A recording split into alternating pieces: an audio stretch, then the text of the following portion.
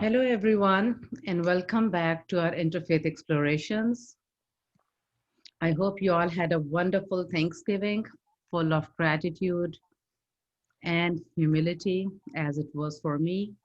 I'm very glad to be back with you and with a very new and a very exciting class. So, salam, peace, and shalom. My name is Sophia Said. I'm the executive director of the Interfaith Center. We have a mission of reducing the fear and hatred among world religions. And we do that through dialogue, education, and relationship building opportunities. This specific class, which has been going on since September of 2019, is our primary program when it comes to educational opportunities. And we heavily rely on storytelling as our mode of teaching in this Interfaith Explorations class. Our class is also informed by the work of Mary Ann and Frederick Broussard and their work on spiritual alphabet and spiritual literacy. So with this, I would like to move on and um, bring in my guest speaker. Oh, here's Jay. So Jay is our co-facilitator and co-host for this class. You all know him, our wonderful professor of religion and philosophy, who has taught these subjects for over 30 years at Hendrix College before retiring last year. Our guest presenter this year is Rabbi Or Rose. Here he is. Here's Rabbi Or Rose. I am very excited that Rabbi Or Rose is joining us. He is the founding director of the Miller Center for Interreligious Learning and Leadership of Hebrew College.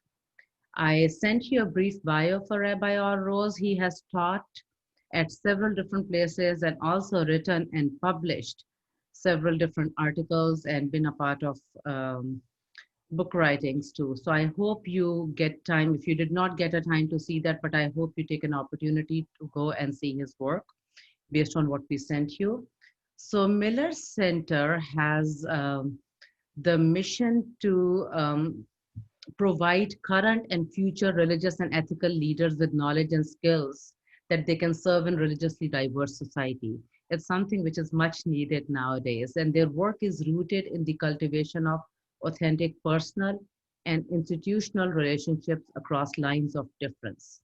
So we are very excited that Rabbi Rose is joining us. We are looking forward to building a relationship with him and with the center in future.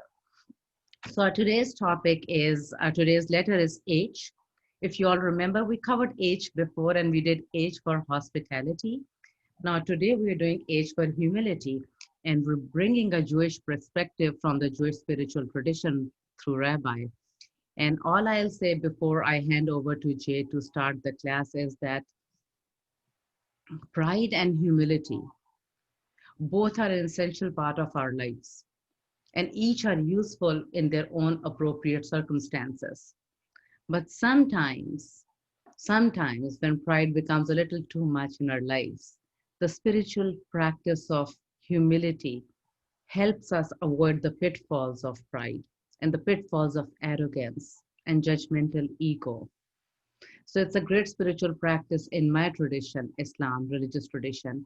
It's a magnificent antidote to the ego's preoccupation with I, me, or mine. So for humility, I'm going to start the class by giving to Jay. And Jay, would you please take it forward? Thanks. I'm just going to say a word because I'm so looking forward to hearing from Or. But I would like to just tell a very quick story. I have a good friend who's a poet, a kind of well-known poet in Texas. Her name is Naomi Shihab Nye. And Naomi teaches poetry workshops for children throughout Texas.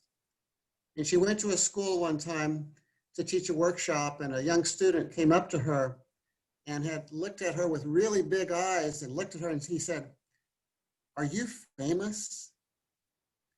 And she was surprised and kind of thought the question was funny, and she's a humble woman. But she went back and she wrote a poem about that. And her poem was called Famous.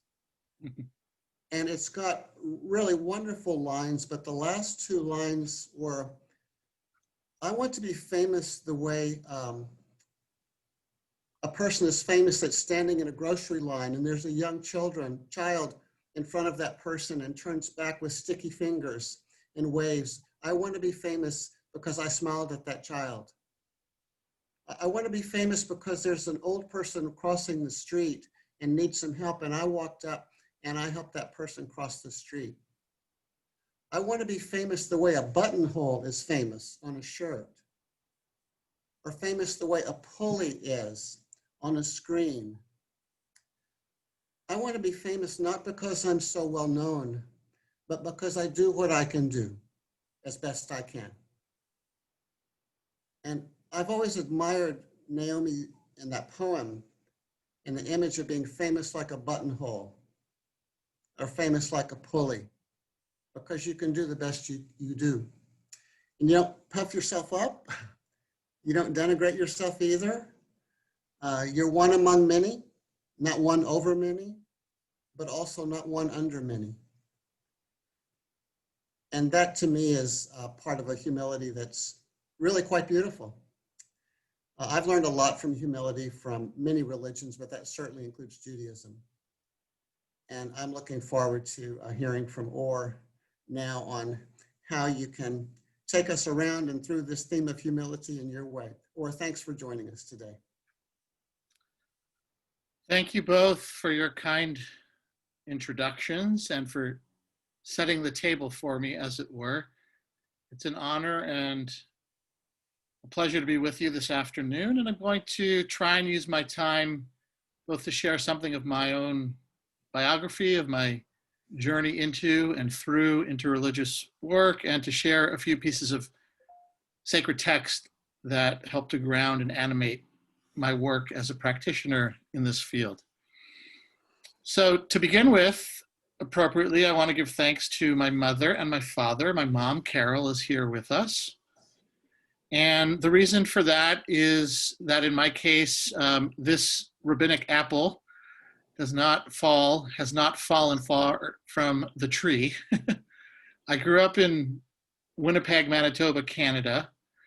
And the reason my parents made that sojourn to the frozen tundra of the Canadian Midwest is because in the mid to late 1960s, they wanted to be with a friend and mentor of theirs named Rabbi Zalman Schachter, who went on to become one of the most significant Jewish spiritual figures of the last 50 years or so.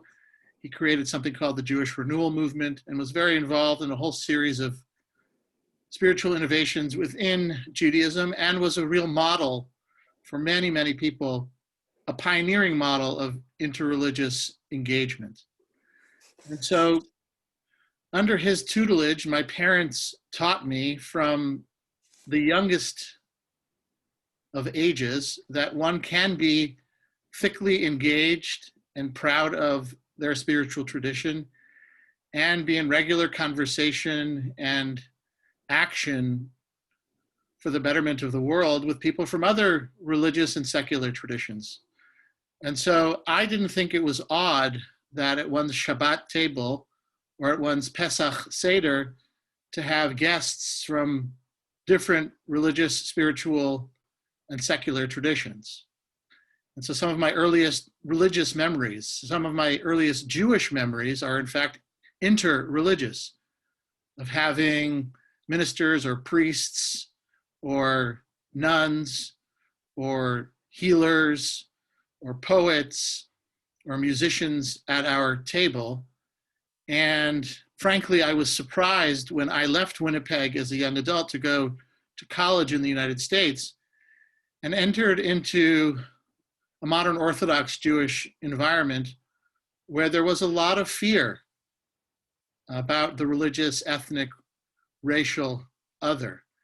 And the habits that I had developed at home were not commonplace in that or other parts of the Jewish world, to my surprise. But I also was fortunate to find opportunities to be a part of communities and institutions where this kind of bold engagement was present. And one of them was a school named after the great theologian and social activist Abraham Joshua Heschel. So that was my first job, in fact, after graduating from Yeshiva University in New York, was to serve as both a teacher of Judaic studies and physical education, I'm proud to say, at the Heschel School on the Upper West Side of Manhattan. And some of you probably know that Heschel was another of these great pioneering spirits. He's famous, of course, for his friendship with Martin Luther King Jr. and his involvement in the Second Vatican Council and so forth, and for writing a whole series of spiritually soaring books that are now considered to be classics within the Jewish community and well beyond. And after that experience of teaching, I decided that I wanted to do graduate work. And so I went to the epicenter for the study of Jewish intellectual history, and that's the Hebrew University of Jerusalem. And I was particularly interested in Kabbalah and Jewish mysticism, given the influence of my parents and the two names that I mentioned that won't come as a surprise to you. And following that stint in Jerusalem, I came to Boston to do a doctorate, and specifically to do a doctorate with one of Heschel's closest students, a man named Arthur Green, who today is one of the leading Jewish constructive theologians and scholars of Kabbalah and the popular movement for mystical revival called Hasidism from Eastern Europe. And while I was at Brandeis, I also was moonlighting as a teacher at a Jewish day school. And one important turning point for me, while I was enjoying both, was 9/11. And I know that I'm not alone in this group, and many others were involved in interreligious work in terms of a shift of perspective based on those traumatic experiences, both the violence that was carried out that day, and then other acts of violence and gradual process of reckoning across faith traditions that followed, and sadly tends to follow tragedy. And so here I was in Boston as a graduate student, by night studying with very erudite mentors and peers the mysteries of the cosmos through Kabbalah and Hasidism, and by day interacting with elementary school students, introducing them to basic Jewish concepts and rituals. And I'll never forget the moment when the staff of the Jewish Community Day School had to huddle very quickly sometime after 9:30 a.m. on the East Coast to decide how to respond to the news of the bombings in New York and how to begin to tell children as young as 6 about this devastating event. And in the days and weeks that followed, we worked very diligently, imperfectly to be sure, but very diligently to try and tease apart the pain, the anguish, the anger, and to still embody a spirit, an expansive spirit of inclusivity and trying to avoid scapegoating and the like. And so that was a real turning point, and I felt a sense of responsibility. I would say it is as close as I have had to a calling, because I felt like there were probably other people that could serve very well as scholars of Jewish mysticism in more conventional ways, but I felt more and more the need to be engaged in interreligious and cross-cultural bridge building.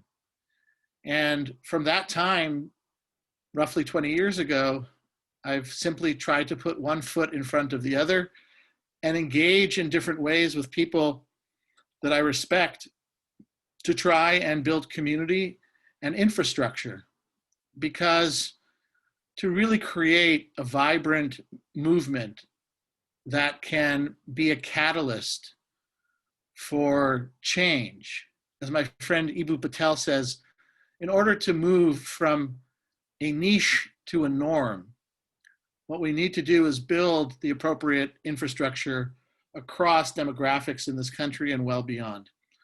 So I was fortunate enough to be hired by my doctoral advisor to help him create the rabbinical school at Hebrew College.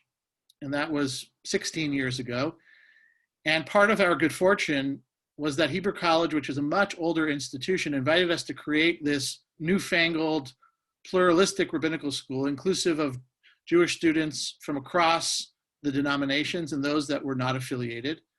And so internal to the school is already this kind of wonderful laboratory for the exploration of similarity and difference. And then across the parking lot was Andover Newton Theological School, which was the oldest freestanding seminary in the United States and recently closed its doors and has embedded itself in the Yale University Divinity School as a department within that august institution. But having the proximity and having willing peers and students, our Hilltop really became what Howard Thurman, the great African-American spiritual writer, preacher, teacher, and again, pioneering figure in interreligious work, described as a living laboratory. And so over the last 20 years, I've had the opportunity to create scholarly groups, to create jointly taught courses with Christian and Muslim faculty members, to create fellowship groups for teens, for college students, for emerging professionals. I had the opportunity to create a journal for the study of interreligious engagement. And that to me is also an important component of this work, because we are building the bridge as we cross it, as Sophia and Jay and others know well. And so what are the best practices? What makes for excellence? How do we capture and create a language of discourse for these kinds of gatherings? How do we know if this is successful and in what ways this is successful? How does it impact people in the short term, in the medium term, and in the long term? So in that regard, I think all of us who are involved in this burgeoning field also need to be humble, because it's still very much unfolding. There's been a huge proliferation in the last decade of books and articles and programs and new funding sources, thankfully, for experimentation. And I'm always pleased, really gratified and uplifted to learn about groups like this, because it still feels oftentimes like many of us are working on small islands. And as Heschel said famously in 1965, when he addressed the students and faculty at Union Theological Seminary, no religion is an island. And even though we sometimes feel ourselves to be alone religiously or in the work of interreligious bridge building, there are so many good people, willing folks that are engaging and from whom we can and we must learn. So I take particular pride and have particular excitement in gathering people from different walks of religious, spiritual, and ethical life, and seeing what can happen if we're able to thoughtfully and humbly create containers, to create sacred vessels for conversation, for study, for action. One of the important elements too, as the field grows, is to try and identify multiple ways for people to engage. So even the example that I gave you of the title of this journal that I'm one of the publishers of, the Journal for Interreligious Studies, that publication underwent a name change about 5 years ago, because for so long, the coinage in this domain was dialogue. And of course, dialogue is absolutely important, but it's one facet if we think of dialogue as verbal communication. And we know that there are multiple ways for people to engage.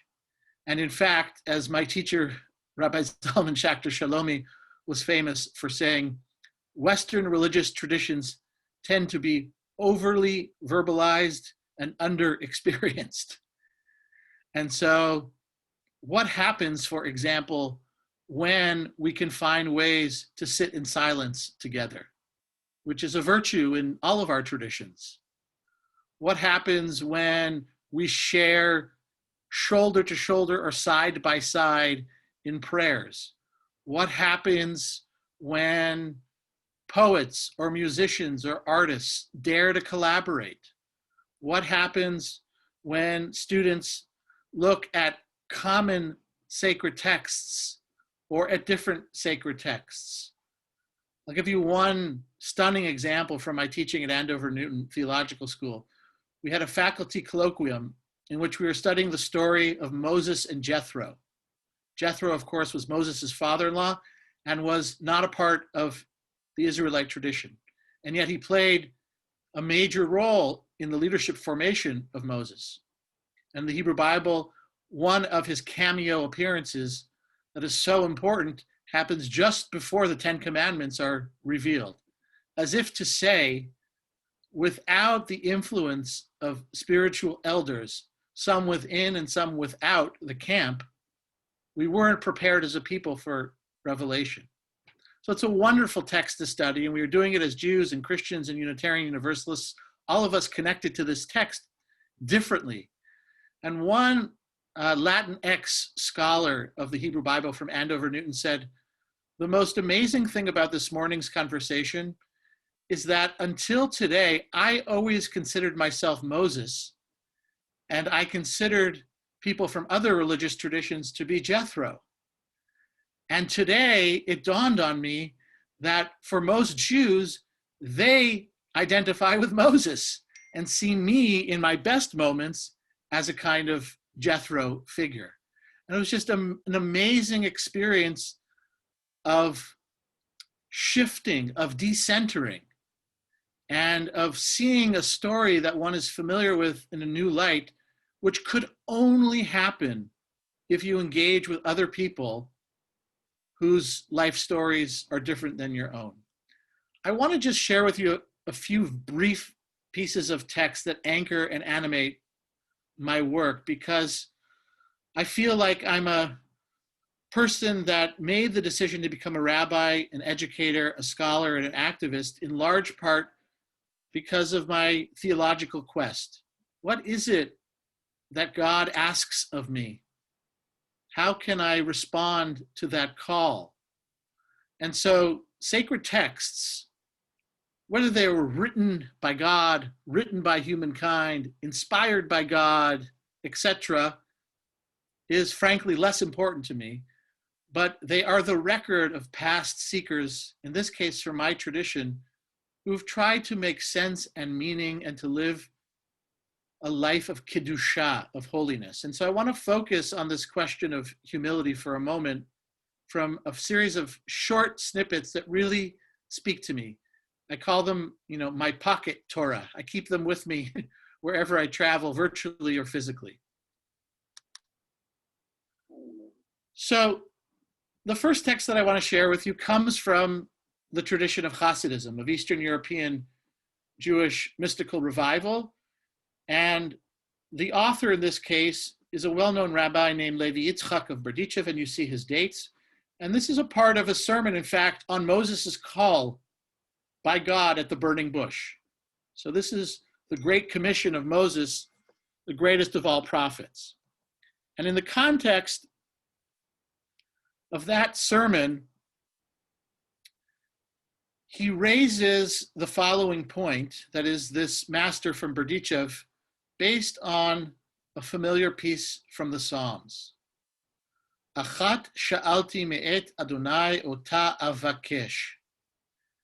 And in trying to describe Moses' humility in this moment where he is being commissioned as a prophet and as a liberator, he says, Moses assumed the attitude of what we identify with in this psalm. And what did this master mean? Look at the wording of the psalm carefully.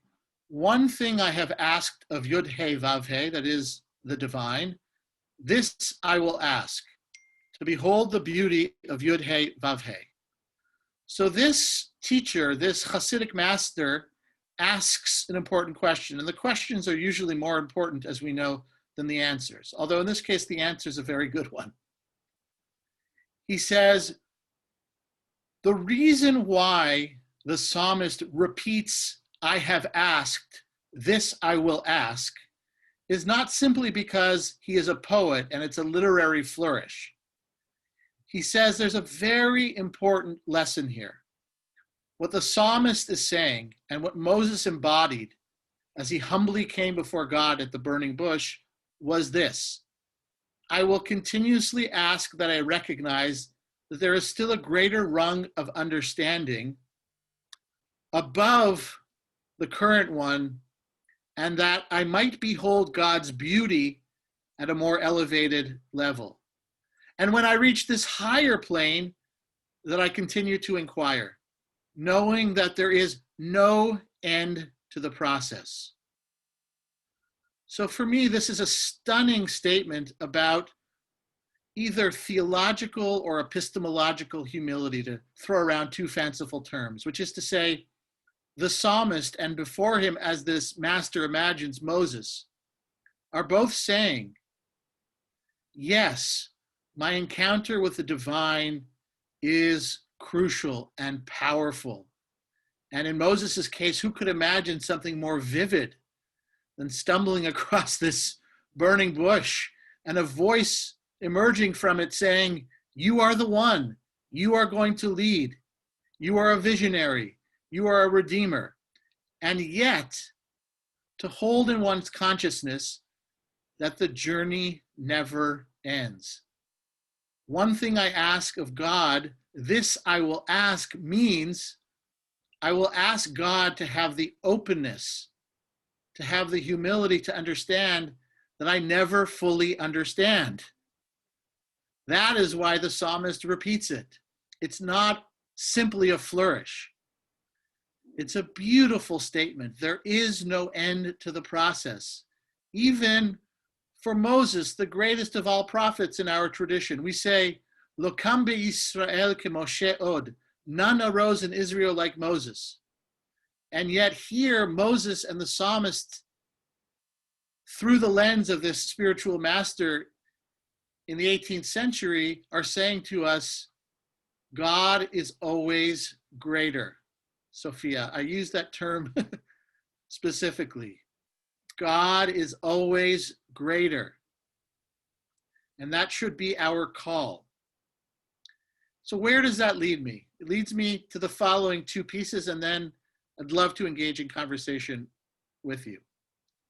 In the book of Isaiah, it says, I, Yud He Vav He, have called unto you in righteousness, and have taken hold of your hand, and submitted you as a light unto the nations, and Or Lagoyim. Right? The reason I'm named Or is because it means light in Hebrew, Nur in Arabic, and I was born on Hanukkah, right? The festival of lights. Why do I bring this text immediately after the preceding one? Because it has everything to do with what Sophia said before. Humility and pride are not opposites, but they have to be held in proper tension. And so, yes, I love Judaism. I don't always love Jews, but I love Judaism. I don't always love what my forebears have to say and write. I don't always agree with them. But the tradition is my tradition, and I am fully immersed in it. And I think, in fact, that Judaism has lessons to teach others and is an important force in the unfolding of humanity. I do believe that we have the potential to be a light unto the nations. However, what we always need to remember is that statement is not a zero-sum statement. It does not mean that if we are a light, then Christians cannot be a light, and Muslims cannot be a light, and Buddhists cannot be a light.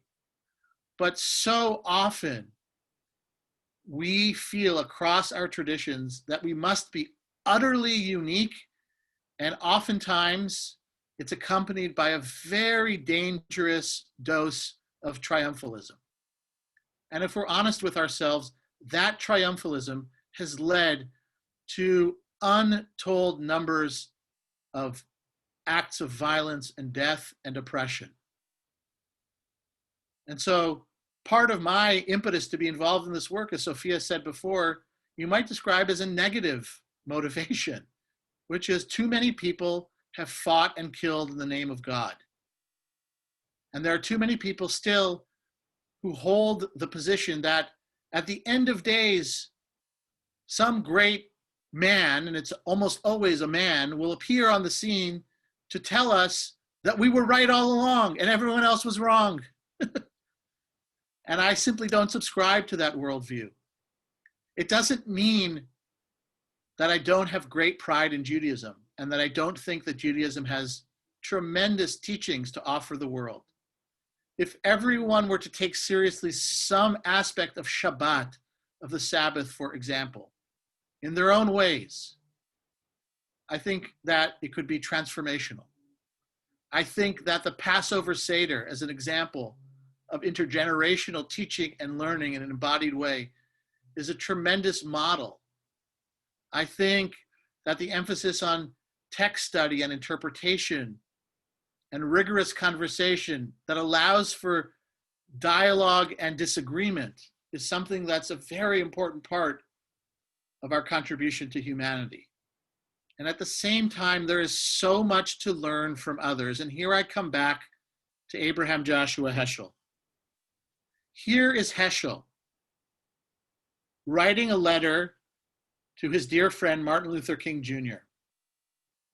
Here is Heschel, who by this point in 1965 was renowned as one of the great theologians of his generation and one of the great activists of his generation. Listen to what he says to King, a Christian, a black man. The day we marched together out of Selma was a day of sanctification. Right? That term is used intentionally. It was a day of holiness.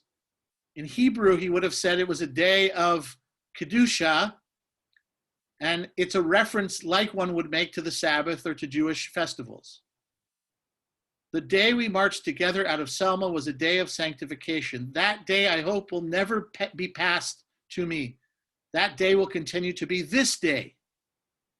Right? It continues to animate him spiritually. May I add that I rarely in my life have been privileged to hear a sermon as glorious as the one you delivered at the service in Selma prior to the march. This is a person who feels deeply rooted and confident in his tradition, so much so that he is open to the wisdom and the holiness of others, and recognized that his involvement in the civil rights movement was not a handout. It wasn't noblesse oblige. Oh, I'm a great Jewish theologian from New York and I will go down south and help these poor people. He recognized Dr. King as being nothing short of a prophetic voice, and he said so. He said, the closest thing we have to a Moses in this generation is Martin Luther King Jr., and he said that before an assembly of rabbis. Here's the last piece, and then conversation. For 3 years, there was a dispute between the academies of Hillel and Shammai, the former asserting the law is in agreement with our views, and the latter contending the law is in agreement with our views. Right? This is one of those sources for the joke, 2 Jews, 3 opinions.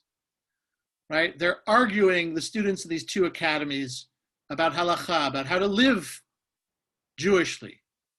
Then a heavenly voice announced, Elu ve'elu divrei Elohim chayim. These and these are the words of the living God, adding, but the law is in agreement with the rulings of Beit Hillel, the house of Hillel. So just hold that in your imagination for a moment, because it's very hard for us. The students at each academy are dialoguing, debating, they're involved because they really believe this is important. This is not minutia.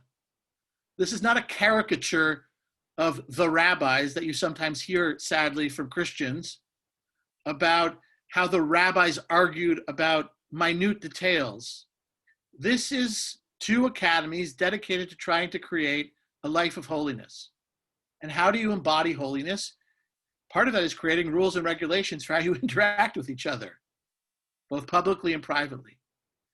And so the argument is important.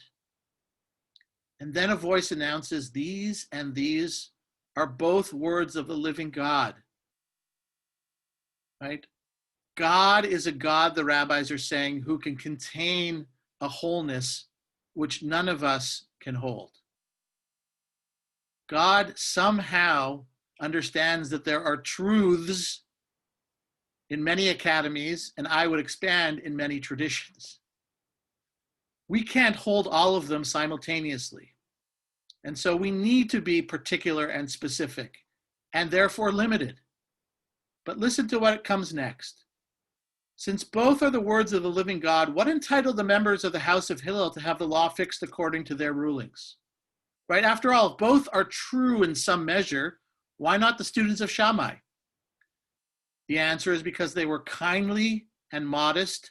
They studied their own rulings and those of the house of Shammai, and were even so humble, our word of the day, brought to you by the letter H, as to mention the words of Beit Shammai before their own, which is to say, in the midst of their passionate debate, part of their spiritual practice was to listen deeply enough to the people that they disagreed with so that they could articulate their argument before saying, you're wrong, or stop it, and then asking themselves and sharing with others, this is why I disagree.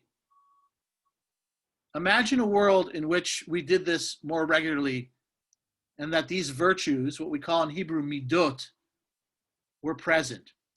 Again, it doesn't mean that we have to agree about everything. Each of us in our specificity, in our particularity, are going to move in one direction or the other. And each of us in our communities are going to emphasize different facets of the divine. And we're going to take pride in the particular contributions that we can make to the world. And then there is God, who holds all of it in ways that are wondrous and that forever will eclipse any of us. Thank you.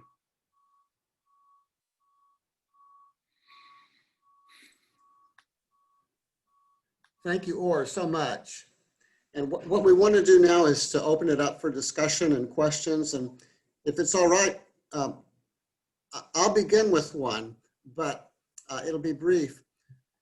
You know, Or you spoke about being rooted in your tradition and loving your tradition, not always loving fellow Jews, but loving your tradition.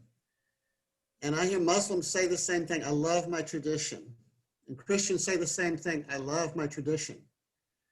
And one thing I wonder is sometimes do we elevate our traditions to a kind of perfection that we ourselves lack, and we know we lack it, and we people lack it, but we assume that our traditions, deep down, are perfect and good and right and already defined and pure. And so one thing I've liked about Reconstructionist Judaism is the idea that it understands Judaism as itself in process and capable of improvement and not always having to have said, we always had it right, or even to have said the Torah always had it right. And I've been jealous in a great way, wishing that more Christians could say that about Christianity, and more Muslims could say that about Islam, to tell you the truth. So I wondered if you wanted to say a word about Judaism as itself in process and worthy of your love and filled with beauty, but capable of growth and development over time as being in process. Sure, you're asking a very important and complicated question. So I'm going to try and answer it succinctly and consider this the opening for a long cup of coffee. But I would say the following. I think it's clear from my comments that I personally agree with you. And I, as I said at the outset, I'm not bothered by historical critical questions about my tradition. It doesn't matter to me whether Moses actually stood before a burning bush 3,000 plus years ago. It doesn't matter to me whether, in fact, there was an individual named Moses. The facts are not the deepest and most important truths. The stories, the myths, the rituals, the yearning, the wandering, the falling, the getting up, the modeling for others are much more important to me. And so that is a particular perspective, right? Which, for lack of a better term, is a liberal, critical, historical perspective informed by my location in time and space and my biography and my training. And so in some ways, it's easier for me to say that than more traditional Jews, Muslims, or Christians. To those folks, I would say, I honor the ways in which you understand what makes your texts and traditions sacred. But still, there is a need for self-criticism and for epistemological humility. You don't need to arrive at those values and virtues the same way I do, but at the same time, I think they are non-negotiable to live into the visions that we dare to dream. So I have friends and colleagues who would say, for example, the Torah is true, or the New Testament is true, or the Quran is true. They are all complete, but because they are given by God, and God is infinite and we are finite, it means that we never interpret fully or perfectly because we are human beings. And so that's another way of articulating that our traditions in one way or another need to continue to evolve. The truth might all be embedded there, but we need to excavate it and then we need to live it. Again, I'm with you, Jay, personally, but I also don't want to dismiss too quickly other hermeneutical, philosophical, theological approaches, because while there's a part of me that wants to win people over to the way that I see things, I also need to respect, if I'm serious about this enterprise, that people are going to legitimately disagree with me about the very nature in which I approach these materials. So, it's a difficult and delicate dance, but I think it's worthwhile. I'm more interested in asking and inviting and participating at the end of the day in how can we, in our similar and different ways, increase humility, increase creativity, increase participation, camaraderie, etc. And we can continue to argue about, is the Quran, in fact, all dictated by God through the angel Gabriel to Muhammad or not? But in the end, it's not for me to decide for somebody else. I think that would be an imposition that really would do violence to the project as a whole. I hope that's a helpful opening answer, because I've thought about it a lot over the years, and there's always the temptation to want to convince. And I think sometimes it's necessary. But how do you do it? And are you opening to people pushing back? Right? Is there a Shammai to your Hillel?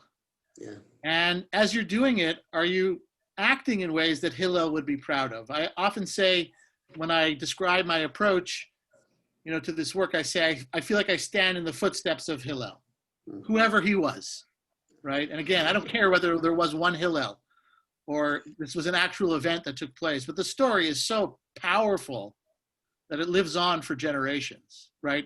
It's self-evident how powerful it is because Jews have been repeating it and teaching it for 2,000 plus years. Speaking of evolution, however, it's interesting, those rabbis in that story probably could have never imagined that I would be sharing it with you today, because it was an internal Jewish discussion.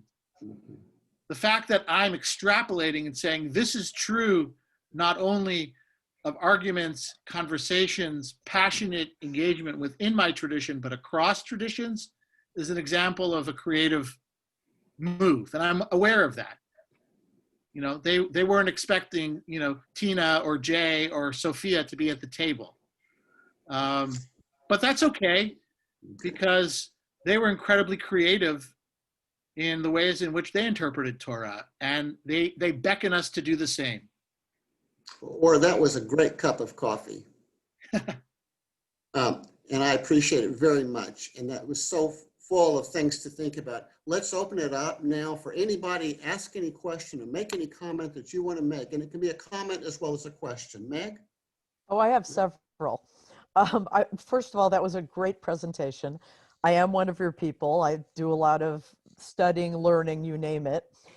For the rest of the group, I thought it might be nice to say that recommend one book by Heschel. You talked about the Sabbath being so important in Judaism, and I think there's your book for people who might want to learn a little bit more. And you might want to talk about that, I don't know. And the second thing was Psalm 27 and its significance to Jewish people. So really just those two things. What do we do when studying Psalm 27? You can do this. Sure. Why don't we get about three people to speak first? So, Great. Meg, thank you. And Asnita, I think you had something to say. Do you want to say something? Unmute. Yes. Yeah. Okay. First of all, Or, I thank you for being light. You are amazing. Thank you for your wonderful conversation. My question is, how do you maintain a positive and healthy humility when you have the need, as John Lewis said, to go out and cause some good trouble? Yes. I love that question. Okay, one more. Dan has a question. Dan, go ahead. Sorry, please, Dan. Or thank you so much for your perspective and your work.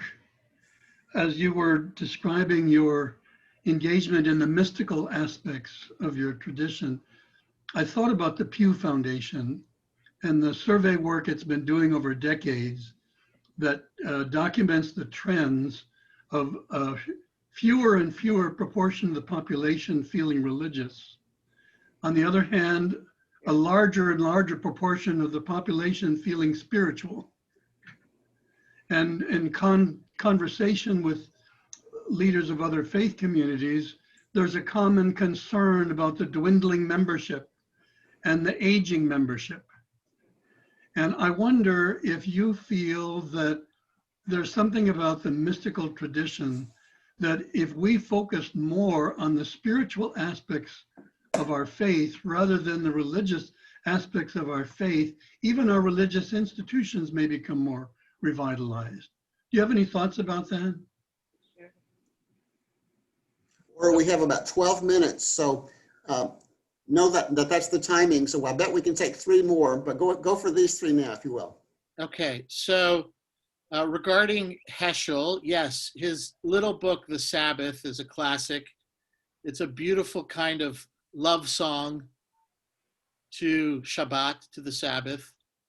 And in it, you hear the reverberations of a theologian whose entire life was violently uprooted by the Nazis and who barely escaped the Shoah, the Holocaust, and who came to the United States and wanted to share with as many people as possible what was beautiful about the Jewish tradition. And he began with the Sabbath because he felt like that was fundamental to a Jewish life of the spirit. And so it's absolutely a classic. The other book I'd recommend to start with is a collection of his teachings edited by his daughter, Susanna Heschel, in the Orbis series. Orbis, which is a Catholic press, has a series of modern spiritual masters. And there's a volume dedicated to Abraham Joshua Heschel. And I think it's a very helpful first read to understand the breadth and the depth of this person. So that's my answer to the question regarding Heschel. Psalm 27 is central to Jewish life because it's the psalm that we say in preparation for and throughout the High Holy Days. And it's a psalm that we say with a particular kind of urgency as we're seeking to connect or reconnect with God, with others, with self.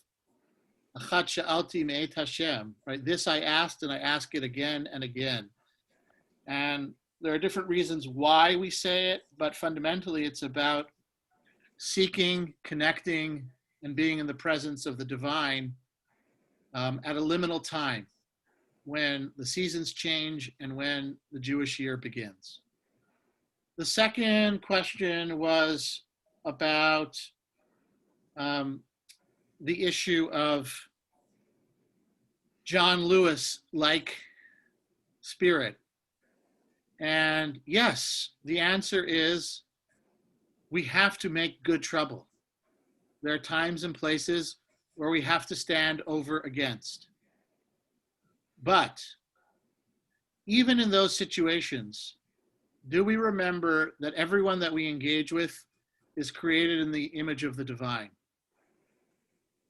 Even in the situations where I have to say to someone or to a community or institution, to the best of my reckoning, in my own process of discernment, based on the wisdom of generations and the needs of this moment, I need to stand against you. And at the same time to remember that that creature has a spark of divinity within. The other thing that I'll say is that each of us is called to participate in what we call tikkun, healing, in different ways. And so the book that we just published, by the way, is called Deep Understanding for Divisive Times. And it's exactly an exploration of this subject from scholars and practitioners and so forth, because we know that the last 4 years have been a terribly divisive and polarizing time. And there are many things against which many of us feel we need to stand. But how do we do it? Some of us will be educators. Some of us will be frontline activists. Some of us will be mediators. Some of us will be counselors. And I think we need to have some humility about the need for a patchwork of different approaches. And I daily struggle with it. How much of my progressive self and how much of my pluralist self am I exercising? And when do I lead with each? And how do I braid them together? And so I don't have a neat or tidy answer to it. Nita, I'm with you in it. But I think, if we can create relationships in advance of moments of violence, before there is an eruption, it is more likely that we can deal with disagreements, including ones that are very sharp, that cut deeply in nonviolent ways. And that's not just, fanciful thinking from, a kumbaya guy in Boston. There's good social scientific research about the ways in which networks across difference become very important in times of trouble. It's harder to scapegoat. It's harder to dismiss. It's harder to oppress if you have a relationship with somebody, even when things get tough, especially when things get tough. The last question, Dan, is a complicated one. I can certainly understand why people will feel alienated from synagogues, churches, and mosques when those institutions and the people who lead them don't feel as if they're acting responsibly, or that the traditions for which they serve as custodians feel somehow dry or desiccated. And so I feel a burden and a responsibility to try and make Judaism as interesting and as vibrant as possible. I do think that different people also piece their identities together in different ways. And it doesn't always make me feel comfortable, but I recognize just how many people are hyphenated. In fact, my teacher, Reb Zalman, used to say, all of us are hyphenated in one way or another. And we should think about it as a continuum rather than religious or spiritual, or religious and secular. But I think in this moment, if we could those of us that see ourselves as leaders, speak not only about what is good and glorious, but also what challenges us within our own communities and across our communities. There's probably a lot to learn.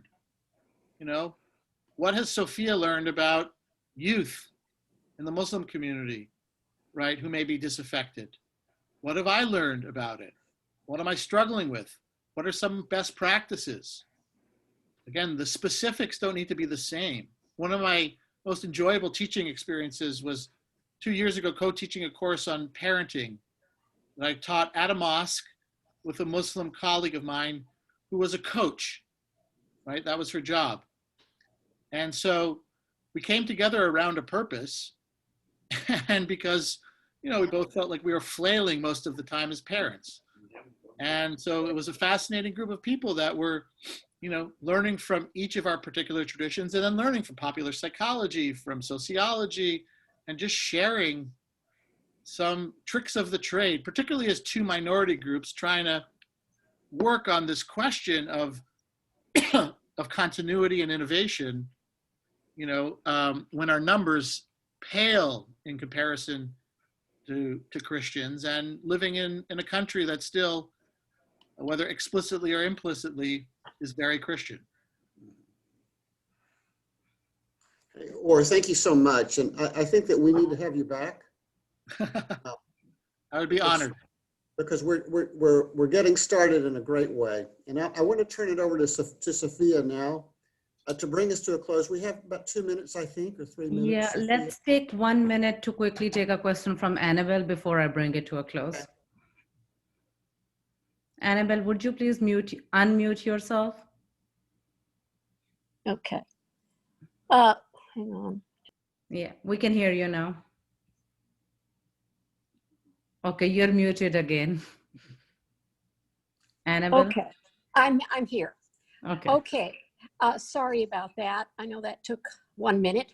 I wanted to thank you very much, Rabbi Rose, for coming and talking about the humility, which has to be balanced. Every trait has a range, and I'm very much into the Musar tradition, and wondered if you had any thoughts on Musar and its perspective in terms of interfaith, because I think I'm part of a group that includes all kinds of Jews, you know, ultra-Orthodox all the way to Reconstructionists. Right. So briefly, just to explain to the group, like the movement of Hasidism, Musar, which means ethical teaching, was a movement, a kind of pietistic movement that grew up in Eastern Europe in the 18th and 19th centuries, and interestingly has had a kind of revival lately among many liberal Jews, because while they're living very different lives than most of the people that taught and wrote on the subject and were the original members of that extended community of pietists, they're asking the question, as Annabelle is in her company, about how do you live a good and thoughtful and ethical and upright life when most of life is lived in the gray. Mm-hmm. So how do you hold pride and humility? How do you hold specificity and universality? How do you hold accountability and forgiveness? I mean, you could think about those. And so, yeah, I think it's a tradition that is, by the way, related very much to the Jewish mystical tradition and emerged from it in specific ways, because in Kabbalah, the root understanding of who God is in God's fullness is that God contains multitudes, to quote Whitman. And that was evidenced in the text that I showed you. So if that is the case, say the Jewish mystics of the divine, and we're created in God's image, then it means that we also contain different attributes or elements. And the question is, how do we work with those attributes or elements, right? How do we engage? When do I lead with, as I said before, my progressive self? And when do I lead with my pluralist self? And when does strength mean that I speak out, and when does strength mean that I close my mouth and I just walk alongside others? So yes, it's a wonderful resource. And there are resources like it, interestingly, and not surprisingly, in other traditions. Sometimes we are excited to find that there are parallels, and sometimes we're disappointed again to find that out because, oi, what does it mean about my specialness or my uniqueness? And that too is, at the heart of this enterprise.